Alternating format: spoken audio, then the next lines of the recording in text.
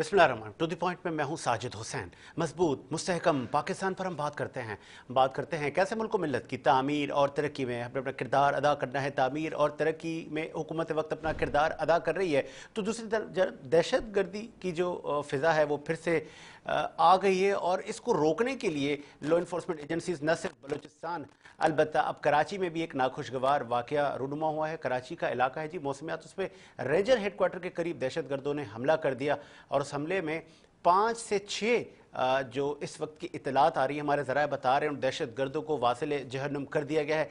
Clearance operation अभी भी जारी है। दहशत गर्दी का जो ये सिलसिला फिर से शुरू हुआ है, इसका ताना बाना और ये कहाँ किसकी कार्रवाई हो सकती है, अभी ये कहना कबल वक्त है। हमारे जो अकाबरीन हैं, सीनियर जर्नलिस्ट, वो हमें ज्वाइन करेंगे, दिफाई तजियाकार हमें ज्वाइन करेंगे, वो बताएंगे कि ये खित्ते में क्या हो रहा है। दूसरी जानब ईरान अमेरिका एक दूसरे को वो जो तड़ियाँ लगाना, बयानबाजी फिर से शुरू हो गई है। क्या फिर से इस्लामाबाद टॉक्स वाला वो जो मफाहमती यादाश्त थी उसकी पामाली तो नहीं होगी? इस पर बात करेंगे। इस वक्त हमें ज्वाइन कर चुके हैं, आप सीनियर जर्नलिस्ट हैं, मुतअद्दिद अदवार आपने मुल्क की सियासत के देखे हैं, बड़ी गहरी नज़र होती है आपकी खित्ते में और पाकिस्तान की सियासत में। तो दूसरी जानब सिंध असेंबली में भी बड़ी तकारीर हुई हैं, और वो बोरी बंद लाशों से सिलसिला शुरू हुआ, और अब पीपल्स पार्टी के भी बहुत सारे वज़रा ने बहुत जज्बाती तकारीर की हैं। बात करने के लिए लाला असद पठान साहब ने ज्वाइन किया, सीनियर साफ़ी हैं। लाला असद, खुश आमदीद कहेंगे शो में।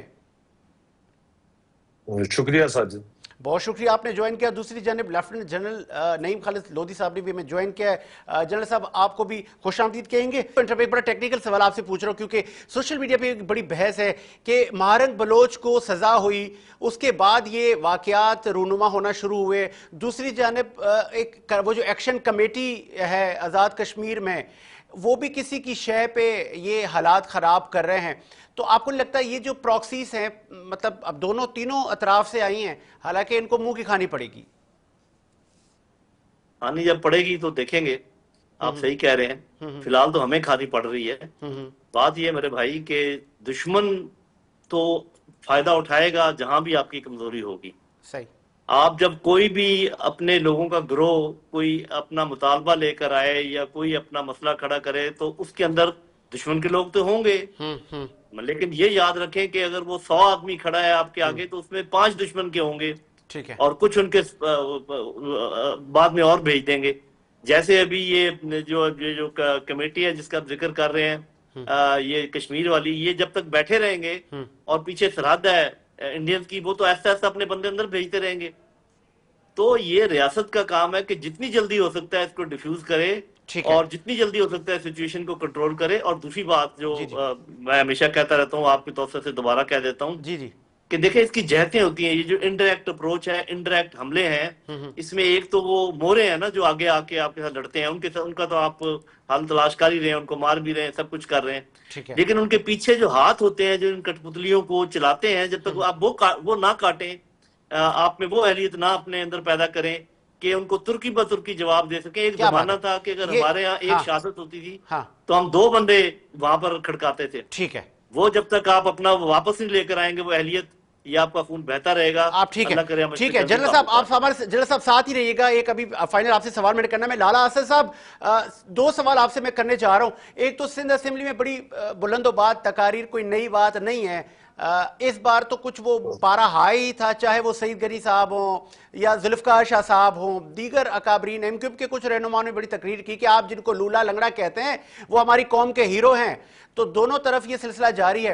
दूसरी जानिब दूसरा मेरा सवाल ये है कि पाक अमेरिका और ये ईरान का जो मफाहमती मामला हुआ, बड़ी इस पर मेहनत लगी, बड़ा टाइम लगा, कहीं फिर ये इसको सबूताज तो नहीं होगा? कहीं फिर ये जंगी मामला तो नहीं छिड़ेंगे?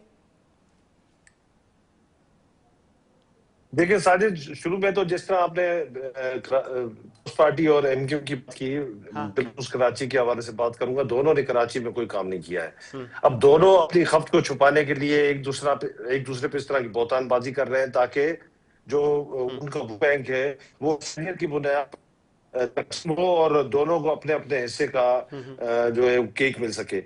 मगर अब कराची के लोगों ने ये समझ लिया है कि अब ये बहुत हो गया, इनफ इज इनफ। कब तक आप यहाँ पर लसानियत के नाम पर लोगों को लड़ाए आपस में और तरक्याती काम करने के बजाय, अब गुड गवर्नेंस करने के जहाँ पर बेहतरी आने के बजाय, लोगों के मसाइल हल करने के बजाय आप उनको रसीद की ट्रक की बत्ती के पीछे लगा के रखेंगे।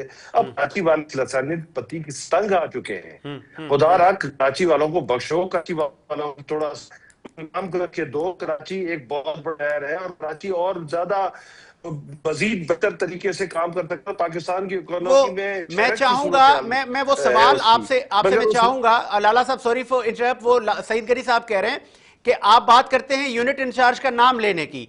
हम तो आपके उस बानी पर भी तनकीद किया करते थे कि जिसको आपने छोड़ दिया। तो मुझे तो लगता है कि ये किस तरह की स्टेटमेंट है? ये तो फिर इसमें तो कशीदगी बढ़ेगी। देखिए, ये सिर्फ पॉइंट स्कोरिंग है, लोगों को बेवकूफ बनाना है, असल इश्यूज से तवज्जो हटानी है, लूले लंगड़ों और कायद पर और फलाने पर इश्यूज पे ले जाना है। ये अनरिलेवेंट चीजें हैं। कराची वाले लोग पानी मांग रहे हैं, कराची वाले लोग सड़कें मांग रहे हैं, कराची वाले लोग अमन अमान मांग रहे हैं। उनको ये चीजें देने के लिए, और दोनों पावर में बैठे हैं। एक वफाकी हुकूमत में पावर में बैठा हुआ है, एक ऐसा सूबाई ही है। हुकूमत में पावर में बैठे हुए हैं, और दोनों एक दूसरे पे इल्जाम तो वो तराशी कर रहे हैं। बिलावल क्या साहब ड्रामा कह रहे बनाया हैं हुआ ना है एमक्यूएम को लोगों को? कि वो हुकूमत छोड़ दो। देखिए, बिलावल साहब उनको तो कह रहे हैं हुकूमत छोड़ दो, फिर अपनी हुकूमत की भी तो तस्हीह करे ना, उनको भी तो ठीक करे ना। उनको क्यों नहीं कहते कि कराची के इन मसाइल पर जो है वो जंगी बुनियादों पर उनको हल ट्रू किया जाए? ट्रू नहीं ट्रू। कर रहे। जहां तक आपने सवाल किया ईरान और अमेरिका वाले मामले का, तो देखें, ट्रंप का सबसे बड़ा मामला है कि ट्रंप पूरी दुनिया को इन्वॉल्व करता है। पहले जंग में चला गया, फिर जंग में उसने मुंह की खाई, उसके बाद पाकिस्तान के तरले मिन्नतें की, पाकिस्तान बीच में आया, पाकिस्तान ने उसको वहां से बचाया, उस खौफनाक दलदल से, जिस दलदल में वो धंसने जा रहा था। और फिर पता नहीं अब किसके कहने पे दोबारा से उसने वही तर्ज अमल शुरू कर दिया है। देखिए, अब पाकिस्तानी रियासत को सोचना चाहिए कि ट्रंप के इस ट्रैप में ना आए, उनको छोड़े कि ताकि वो ईरान के साथ दो दो हाथ करके अपनी ठीक है खुशी पूरी कर लें। उनको पता चल जाए ठीक है कि इससे पहले उन्होंने अफगानिस्तान में कौन से तीर मार लिए थे और ईरान में जाके कौन से तीर मारे। ठीक है जनरल साहब सॉरी, ठीक है जनरल साहब, मुझे लास्ट में आप ये भी बताइएगा, चूंकि आपको मैंने रोका था, सिर्फ ये इंपॉर्टेंट सवाल ये था कि वो जो मुफाहमती मामला चले जिसपे पाकिस्तान का बड़ा कलीदी किरदार रहा, अब दोनों जो पार्टियां हैं, अमेरिका और ईरान, हो गया मामला, डील हो गई या हालात जैसे भी थे हो गए, लेकिन अब फिर से एक दूसरे पे हमले करना, ड्रोन अटैक करना और फिर तड़ियां लगाना, आपको नहीं लगता कि अब लोग उकता गए हैं, या कि फिर ये स्ट्रेट ऑफ हार्मोज पे कशीदगी बढ़ेगी, फिर एनर्जी क्राइसिस बढ़ेगा? आपका तजिया क्या कहता है कि बस अब ये गिदड़ भपकियां हैं, अब हालात नॉर्मली रहेंगे? देखिए, ये एक किस्म की ब्रिंकमैनशिप खेल रहे हैं, ये टेबल टॉक्स के लिए अपने लिए स्पेस बना रहे हैं। अच्छा। और ये एक दूसरे को साबित करना चाह रहे हैं कि जी हम जीते या हम जीते, क्योंकि साफ ज़ाहिर जंग का कोई खातिर खा नतीजा तो नहीं निकला ना। कोई भी साइड मुकम्मल तौर पे हारी नहीं, ईरान को नहीं हरा सके, जो कि ईरान की जीत है एक लिहाज से। लेकिन आपने एक चीज नोट की होगी कि हर तरफ दो दो धड़े बने हुए हैं। अमेरिका में ट्रंप और उसके दामाद और एक उनके एडवाइजर ये बैड कॉप का रोल अदा कर रहे हैं। हर दूसरे दिन एक अजीब गरीब दे देते हैं बयान। जो उनके नायब सदर हैं वैंस साहब, जेडी वैंस, वो गुड कॉप का किरदार अदा कर रहे हैं, वो अच्छी अच्छी बातें करते हैं। इसी तरीके से ईरान की तरफ से जो उनके रूहानी पेशवा हैं खामनाई साहब, और IRGC जो उनकी फौज है, वो हार्ड लाइनर है। लेकिन जो उनके वजीर खारजा हैं और जो सदर हैं वो गुड कॉप्स हैं। तो ये आदमी समझे कि टेबल टॉक्स के लिए राह हमवार कर रहे हैं। बाकी देखें, ईरान वो जो 14 निकात थे उसमें ये चीज क्लियर थी कि ईरान कोई उनसे पैसे तो नहीं लेगा यहाँ से गुजरने के, लेकिन जितने यहाँ पर शिप्स गुजरेंगे वो ईरान के साथ कोऑर्डिनेट करके गुजरेंगे।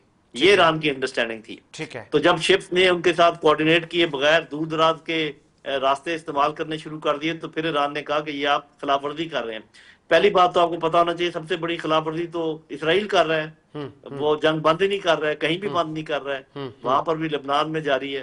तो इसलिए मेरा ख्याल ईरान पर तो कोई इल्जाम नहीं आता, वो नहीं कोई खिलाफवर्जी कर रहे। सबसे बड़ी खिलाफवर्जी इसराइल कर रहा है। ठीक है। उसके बाद ये है कि वो जहाज खिलाफवर्जी कर रहे हैं जो कोऑर्डिनेट करके नहीं जा रहे हैं, वो कोई पैसे नहीं मांग रहे, वो कह रहे हैं सिर्फ हमारे साथ कोऑर्डिनेट करें।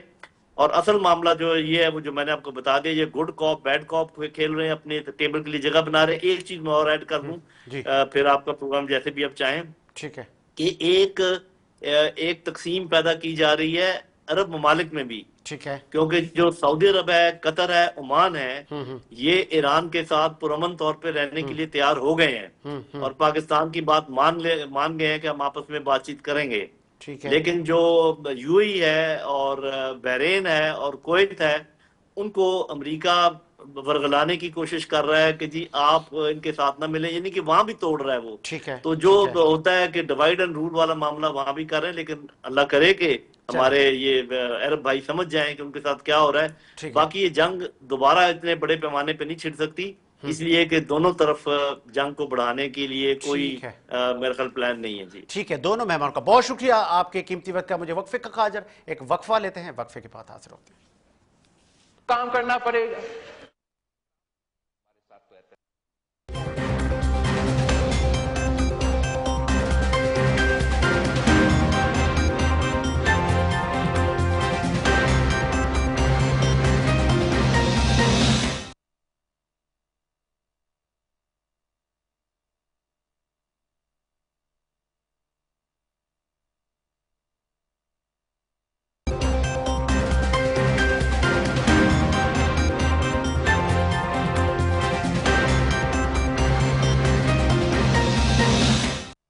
ब्रेक के बाद खुशामदीद प्रोग्राम को आगे बढ़ाएंगे और बात कर लेते हैं हम सिंध में तरक्की खुशहाली का ग्राफ कहाँ है। बजट इस का इजलास था और उस बजट में फिर जज्बाती तकारीर हुई अपोजिशन और हुकूमत की जानिब से। आज भी ये सिलसिला जारी रहा। ये मामला शुरू हुआ था बोरी बंद से और अब ये मामला यूनिट इंचार्ज, माजी का बानी, तरक्की का आ गई, खुशहाली का आ गई।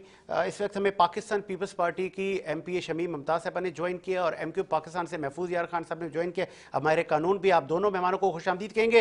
पहले ज़रा चूँकि बीबी हुकूमत आपकी है, आपको नहीं लगता कि अब आम आदमी ये नहीं सुनना चाहता जो आज सिंध असेंबली में सईद गनी से लेके जुल्फ़िकार शाह से लेकर दीगर लोगों ने सियासी तकारीर की हैं, अवाम खुशहाली, तरक्की, पानी, सड़कें, इंफ्रास्ट्रक्चर मांग रहा है, क्या कहेंगी?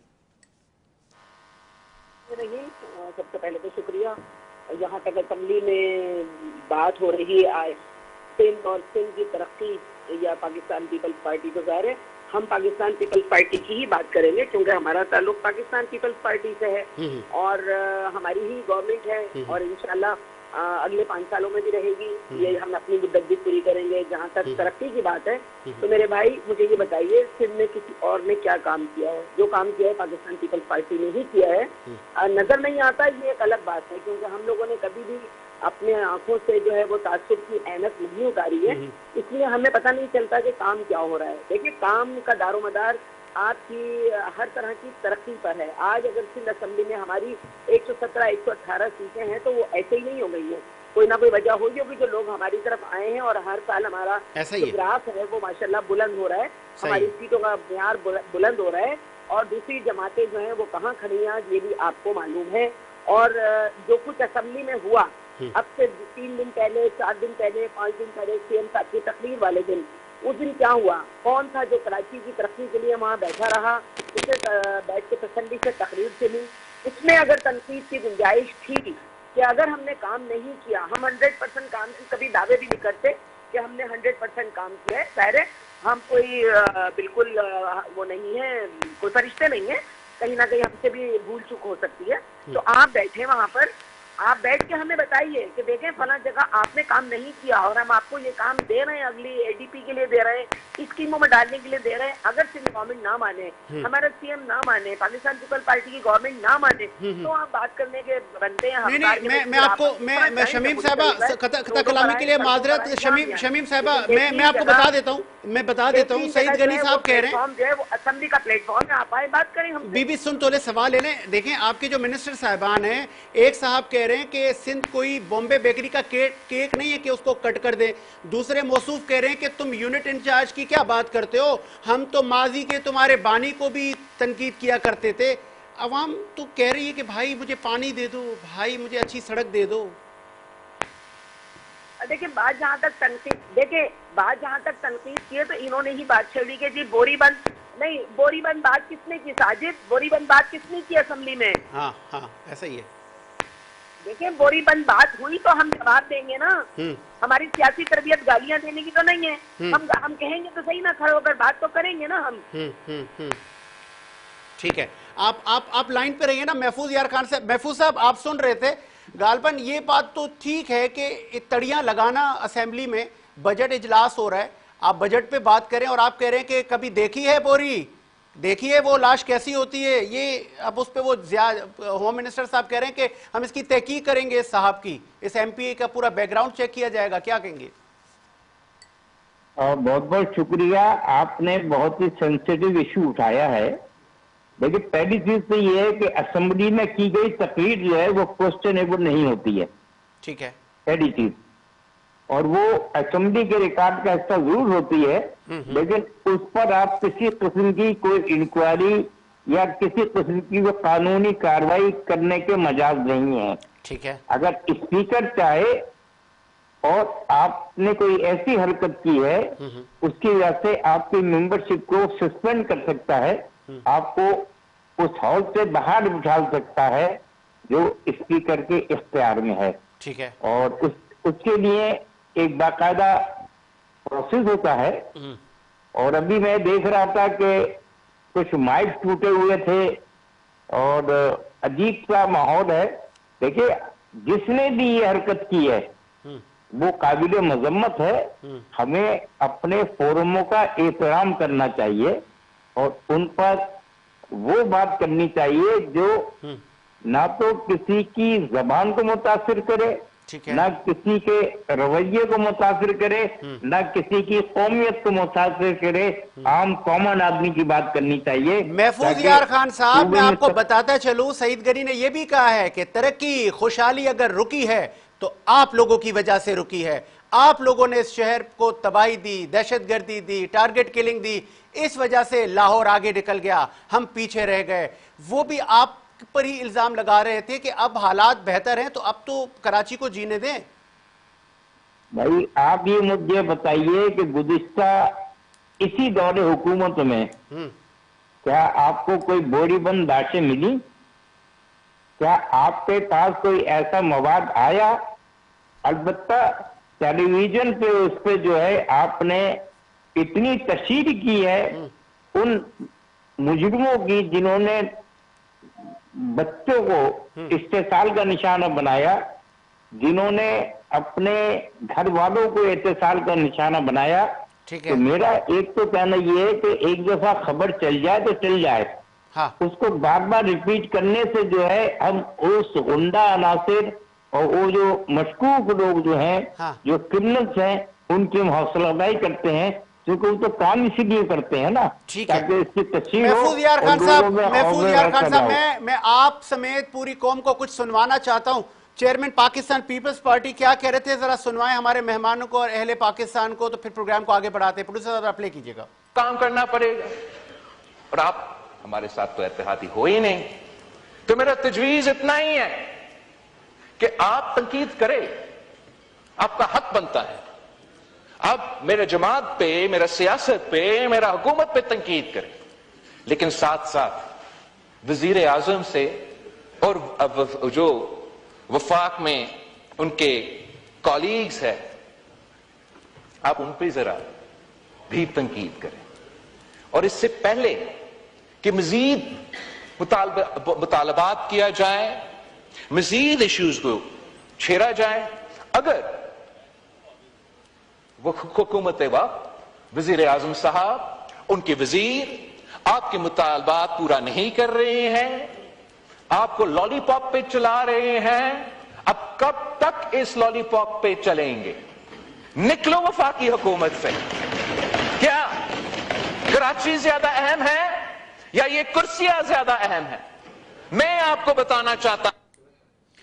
आपने सुना महफूज यार खान साहब, अगर आपको लॉलीपॉप बार बार दिया जाता है, इसमें कसूर किसका है? हुकूमत छोड़ क्यों नहीं देते? हम इसलिए सिर्फ इतनी सी बात करूंगा कि पीपुल्स पार्टी के दौरे हुकूमत में कोई तरक्याती मंसूबा मुकम्मल हुआ? सर आपको शाहराह भुट्टो नजर नहीं आ रहा? आपको शारा फैसल की तज़ीन और आराइश नजर नहीं आ रही? आपको फ्लाई ओवर और अंडर पासिस नजर नहीं आ रहे? ये मैं नहीं कह रहा, ये पीपल्स पार्टी कह रही है। आप मेरे साथ चलिए शाहराए भुट्टो पर, तो वहां पर जुल्फ़िकार अली भुट्टो तो नजर आ जाएंगे, शाहराए भुट्टो कभी कहीं नजर आएगी। तो ये तमाम चीजें तकरीर करने की अलग बात है, अमली शक्ल देने की अलग बात है। मैं हर लीडर का एहतराम करता हूँ, और वो किसी जमात का हो, और इस बात की उम्मीद रखते हैं। बिलावल साहब का आपने आंसर नहीं दिया। महफूज यार खान साहब, फिर मैं शमीम साहबा के पास जाऊं। आप हुकूमत से कब उठ रहे हैं सर? जी, बिलावल साहब कह रहे हैं कि हुकूमत छोड़ दें अगर आपकी नहीं सुनी जाती तो। वो उनसे पूछे, वो छोड़कर खुश है नहीं है? अच्छा, नहीं, वो आपको कह रहे हैं आप छोड़ दें, उड़ जाएं। भाई हम क्यों छोड़ दें? अच्छा, हम तो हर हुकूमत का हिस्सा है। तो फिर वो कराची सूबा भी नहीं बना, आपका भी हिस्सा नहीं, वो आपके मुतालबात हुकूमत वक्त नहीं मान रही ना, तो अब क्या करेंगे आप? उनको हम याद दिलाते रहते हैं। अभी भी हमारा एक डेलीगेशन मिला है वज़ीर आज़म से। ठीक है, आप लाइन पे रहिएगा, लाइन पे। शमीम साहिबा, चूंकि आप हुकूमत का हिस्सा हैं, आप क्यों नहीं हुकूमत छोड़ देते कि जब विफाकी हुकूमत नाकाम जा रही है, जब आप खुद कहते हैं कि हमने मिनिस्ट्रियां थोड़ी ना ली है, हम तो आईनी और जमहूरी मामलात के लिए बैठे हैं ताकि ये हुकूमत का जमहूरी तसलसल चलता रहे। अभी आपने देखा साजिद, बल्तिस्तान के इलेक्शन की बहुत ताजा मिसाल है कि जब मेरा चेयरमैन मुतमईन नहीं था कि वहां पर जो है इलेक्शन का। जी, आपकी आवाज ब्रेक हो रही है। मैं ये कह रही हूँ कि देखिए, गिलगित बल्तिस्तान का इलेक्शन जो है वो हमारा अभी ट्रायल केस अभी हुआ है कि अगर मेरा चेयरमैन मुतमईन नहीं था कि जी हमारे साथ जो है वहाँ पर धांधली की जा रही है और हमारी गवर्नमेंट बनने नहीं दी जा रही, तो हम कहाँ थे? हम बजट से बाहर आ गए थे ना। हमने बजट कहाँ कहा कि नहीं हम नहीं बैठेंगे।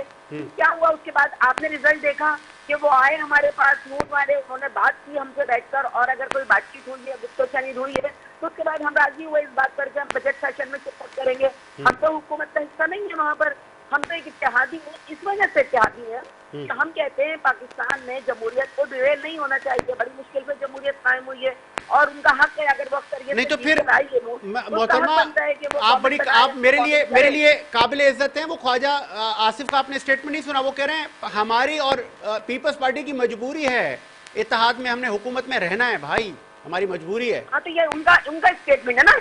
देखिए ये ख्वाजा आसिफ का स्टेटमेंट है, ये हमारे किसी का स्टेटमेंट नहीं है। हमारी कोई मजबूरी नहीं है। अगर हम समझेंगे कि हमारी जो है हमारे लोगों की, हमसे मतलब हम पीपल्स पार्टी नहीं, अवाम, पाकिस्तान की अवाम के अगर किसी भी चीज पे तो आज फिर ऐलान हो जाए मोहतरमा शमीम साहिबा, चूंकि आप बड़ी जीरक सियासतदान है, तो आज K21 के प्लेटफॉर्म से लाइव आप जा रही हैं, तो आज आप मेंबर पार्लियामेंट को, अपने मिनिस्ट्रान को और एमक्यू दोनों, मैं पहले महफूज यार साहब के पास कि हम माजी को छोड़ें, हम अल जुल्फकार से लेके बाबा लाडला उजैर बलोच को छोड़ें, दीगर जो उनके लोग हैं वो छोड़ें, आए मिलके अवाम के लिए कुछ कर लें भाई। हम तो अवाम के लिए ही हैं। देखें, हम कहते हैं ताकत का सरचश्मा, हम कहते हैं ताकत का सरचश्मा अवाम है। हम अवाम को ही बेस करते हैं। हमने आपसे एक और सवाल ऐड कर लें, अगर आपसे कराची नहीं संभल रहा तो आप सूबा बना दें, यूनिट्स बना दें। लोग क्यों कहते हैं कराची दुश्मनी क्यों कर रहा है? कौन कर रहा है कराची दुश्मनी? हाँ, देखिए, हम सिंध दुश्मनी नहीं कर रहे, हम पाकिस्तान दुश्मनी नहीं कर रहे ना। कराची दुश्मनी और सिंध दुश्मनी की बात कौन कर रहा है? हम तो नहीं कर रहे। और इसीलिए सबूत है इस बात का साजिद कि ये लोग पार्लियामेंट में नहीं बैठते हैं, कराची की बात नहीं करते हैं, कराची की तरक्की की बात नहीं करते हैं, क्योंकि कराची की तबाही में बहुत बड़ा रोल जो है वो जमात इस्लामी और एनसीएम का है। चले, अब महफूज यार खान साहब, आपके कंधों पर है बड़ा वजन आ गया है। इस शहर की तबाही की जिम्मेदार एमक्यूएम और जमात इस्लामी की नाकाम कोशिश की जा रही है। जी, एडमिनिस्ट्रेटिव यूनिट्स की बात 1970 में मियां महमूद अली कसूरी, जो रुकन कौमी असम्बली थे, ऑडियो बढ़ाइए, उन्होंने की थी 70 में एक प्रेस कॉन्फ्रेंस में। उन्होंने कहा था डिवीजन प्रोविंसेस होने चाहिए। ठीक है। उसके बाद ये मुस्लिम लीग के मंशूर ट्रांसफर आए कराची सर, और उसके लिए सूबाई असेंबली में 2/3 मेजोरिटी चाहिए। आप इन यूनिट्स और सूबे से कब हटेंगे? वो जमील साहब आज कह रहे थे बॉम्बे बेकरी का केक थोड़ी ना है कि हम आपको काट के दे दें। देखिए मसला ये है कि जबानी बात तो आप कुछ भी कर लें, हाँ आपको अमली कदम नहीं, ये उठाना आप चाहिए। अहले कराची आपसे को कराची और यूनिवर्सिटी शहरी का आबाद रोड तो मतलब बन ये नहीं पाया ट्रक की गुलशन बत्ती के इकबाल पीछे का लगा जिक्र। रहे हैं, इसका कोई उससे- ग्राउंड नजर नहीं आ रहा ना। हाउ इज पॉसिबल, कैसे सूबा बन सकता है? सूबा तो बन जाएगा भाई, अगर इनकी यही हरकतें रही तो। अच्छा ठीक है। और हम तो सूबे के अमीन हैं, अच्छा हमारे मंशूर का हिस्सा था कभी सूबा। जब मुस्लिम लीग में थे जब भी कराची सूबा था, और जब तहरीक इस्तकलाल में थे जब भी कराची सूबा मुआज था, ठीक है। और इस पे अमल करते रहे हैं। तो ये तो ये जो मौकफ है ये तो 1964 से है, आज का नहीं है। पीपुल्स पार्टी तो उस वक्त वजूद तो फिर में इसको ऐसे आने कर वाली लें थी, कि दिल को उसके बाद बहलाने से के है लिए ये। गालिब ये ख्याल अच्छा है। देखिए कहने को लफाजी करने में आप कुछ भी कर लें। अच्छा ये जो शोधा का कब्रिस्तान है लियाकताबाद 10 नंबर पर, ये इस बात की जमानत है कि लोगों ने कुर्बानियां दी हैं और अपनी जबान के लिए और अपने मुकाम के लिए कुर्बानियां दी हैं। और यही वजह है कि आज जब कोई बात करता है सर तो फिर उर्दू वो सूबा speaking कैसे लेंगे अपने महफूज आप- यार खान साहब के जब आपकी चेयरमैनशिप के लिए 4-4 5-5 लोग तो आ जाते हैं, आप एक तो हैं नहीं, मुत्तहद हैं नहीं, आपके जिसमें वो वो माजी के भाई, बानी आपने जिन छोड़ दिए। जमातों में इलेक्शन होता है उनमें 4-5 कैंडिडेट होने चले, चाहिए। ठीक और है। अगर अकेला कोई होता तो मैं उसका जरूर मुकाबला करता। अगर कोई अनपोज आ रहा होता तो मुकाबला जरूर करता। तो ये तो जमहूरियत का हुस्न कह लें आप, या पार्टी की जमहूरियत कह लें, हम इस पे यकीन रखते हैं और खुशामदीद करते हैं उन तमाम लोगों को। तो फिर आपको जो कराची पार्टी सूबा में कहां से कहां सदारत तक का चाहिए? कोई ज्योग्राफी हदूद जी। का तयन तो किया होगा ना कि कराची से जी। लेके मीरपुर खास तक चाहिए या सक्कर तक? ये तो लोग तय करेंगे कहां तक चाहिए। अच्छा ये तो आप रेफरेंडम कराना पड़ेगा आपको इसके लिए। चले रेफरेंडम करवा लें फिर शमीम साहिबा, दे दे सूबा, ये बहस ही खत्म हो जाए, उधर तुम इधर हम। देखिए एक दफा जवाहर हक ने भी रेफरेंडम कराया था कि अगर हाँ तो आप हमें चाहिए कि आपस में चले बाहमी मोहब्बत, इत्तेहाद और इत्तेफाक से ठीक है। अपने इस सूबे शमीम को साहबा क्या आप तरक्की सुन दें। सकती हैं? जी और जी, जो ठीक है। इलाके इस तरक्की से महरूम रह गए हैं उनके फंड्स उन्हीं इलाकों में खर्च करें। ठीक है, आपका मौके आगे जाओ, तुम्हारा देश आगे है। जी, सबने जी। इनको भगा दिया, भगाते भगाते ये लोग यहाँ पर आ गए। सिंध धरती ने बाजू फैलाए, इनको गले से लगाया, इनको सीने से लगाया। आज यहाँ पर ये जायदादों के मालिक हैं, ये बिजनेस कर रहे हैं। सबसे ज्यादा नुकसान ही लसानियत के उर्दू कार्ड ने मोहतरमा पहुंचाया वो है। अपने हिस्से इसकी का सजा हम पाकिस्तान आज ले आए तक थे। भुगत रहे हैं। दूसरी बात सूबे की है, ले आए असेंबली में 2/3 अक्सरियत। हम देख लेंगे फिर कि कौन सा सूबा बनता है, फिर सूबे को भी देख लेंगे कितने सूबे बनते हैं और हम कहाँ उसी कहाँ वक्त बनते हैं। इंतजार सूबा कर बनना रहे हैं जब चाहिए, हम तक नहीं कह रहे नहीं। एक्सपीरियंस नहीं कराची होती है ही हमारी। कराची पे ही नस्ला क्यों गिरता है हमेशा? हाँ। किसी और जगह पे क्यों नहीं गिरता? कहीं और जाके क्यों नहीं बात करते? सक्खर में भी उर्दू स्पीकिंग है, हैदराबाद में भी उर्दू स्पीकिंग है, मीरपुर खास में भी उर्दू स्पीकिंग है। true, true. सिर्फ कराची क्यों? राल टपकती है कराची के पैसे के ऊपर, कराची की आमदनी के ऊपर। हब है कराची एक बिजनेस का, सबकी राल टपक रही है सिर्फ कराची के पैसे के ऊपर। कि कराची से पैसा कमाएं और अपनी अपनी जायदादें बनाएं, अवाम वहीं के वहीं तड़पते रहे। उसी तरह अवाम जो है वो गुर्बत की चक्की में पिसते रहे, ना अवाम के पास खाने के लिए हो, ना पहनने के लिए हो। पाकिस्तान पीपल्स पार्टी का अल्हम्दुलिल्लाह मंशूर है, हमने रोटी कपड़ा मकान देना है और हम दे के रहेंगे। किसी के भी कहने से कुछ नहीं होता। ये ख्वाब खरगोश के मजे हैं, लेने दें सबको। मतलब बनेगा नहीं बनेगा, मतलब पीपल्स जबान पार्टी होगी, किसी जब हाल आपको में लेगी सूबा तो नहीं दे रही। कि दिल्ली दूर है। सूबा नहीं है। एमक्यूएम वालों को आप झंडी दिखा दे, बाय बाय टाटा है, सूबा नहीं बन रहा। ये झंडी दिखाने से कुछ भी नहीं होता भाई, झंडा दिखाओ। अच्छा, वो मना कर रही हैं सर बीबी साहिबा, वो कह रही हैं कानूनी आईनी मामलात ले आए तो फिर सूबा बनेगा। आप लोग सिर्फ ऐलान नारे लगा के लोगों में मायूसी न फैलाएं। उसके लिए आने वाले इंतखाबात में इसी बात पे इलेक्शन होगा। अच्छा, आप ये आने हमारा वाले इलेक्शन में मुतालबा ये है। मंशूर का और हिस्सा मैं होगा? आपसे अर्ज करूं, अच्छा, मेरी जो आखिरी करारदाद असेंबली से खत्म होने से एक दिन पहले की थी, वो सूबे की ही करारदाद थी। चलें, ठीक है, ठीक है। आप दोनों मेहमानों का बहुत शुक्रिया, आपने अपना कीमती वक्त दिया। और ये शायद वो बहस है जो कि ख़त्म नहीं होगी। दोनों पॉलिटिकल पार्टियां अपने मंशूर से पीछे हटने को तैयार नहीं है। एक कह रही है मरसू मरसू सिन्ना डेसू, दूसरे कह रहे हैं कि भाई हम लेंगे, ऐसे नहीं छोड़ेंगे, हम रेफरेंडम करवाएंगे। ये हमारा आज का मुतालबा नहीं है। हमें कोशिश करनी चाहिए कि जज्बाती तकारीर से कहीं हटकर तरक्की खुशहाली की बात करें। हम परफॉर्मेंस बताएं कि हमने इस बजट में ये जो पैसा मुख्तस किया है कहाँ कहाँ हमने लगाना है, किन किन शोबों में लगाना है, और माजी में कितना पैसा लगा गए और कितना रह गया, आगे हमारी कितनी तरक्याती स्कीमें हैं, बजाय इसके कि हम एक दूसरे के लोग गिनवाएं। कोई लूले लंगड़े गिनवाए तो कोई बाबा लाडला और उज़ैर बलोच गिनवाए। इसी उम्मीद के साथ मेरा मुल्क शाद आबाद रहे। मुझे साजिद हुसैन को इजाज़त दीजिए। अल्लाह हाफ़िज़।